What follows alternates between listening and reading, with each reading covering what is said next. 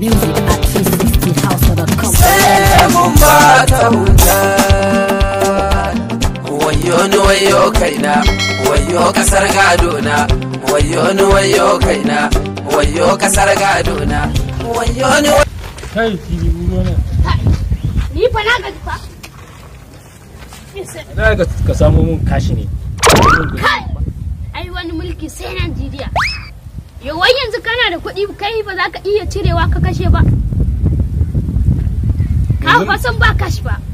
Yanzu ba za a samu kashi ba kenan. Wallahi ba za a samu ba. Ai wannan APC sai an kali wallahi tallahi. Kai ma yaro da kai ka san wannan wahalan kenan. Kai!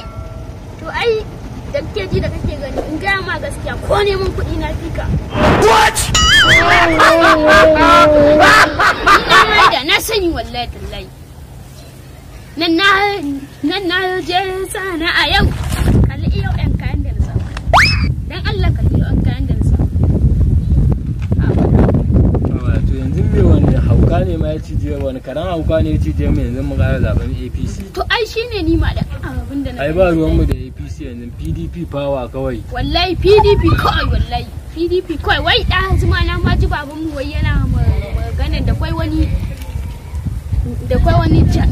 jargetacce jarumi mai rai da lafiya. Waye kenan? Wai shi nan honorable Hassan ya kura inkiya jan biro. Wani sunusi da kewaye kenan. Ita ba Allah ya baka ashe ma ka san shi. Na san shi mana. Kai gaskiya ni ma. Kai ka san mutum arziki ya baya buya.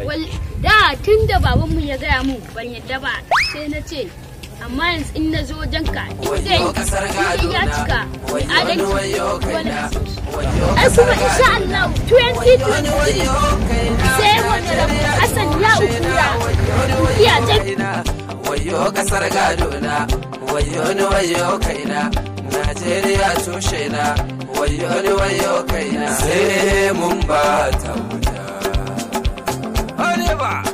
Sai mun ba ta wuta. Sai mun ba ta wuta. Sai mun ba ta wuta.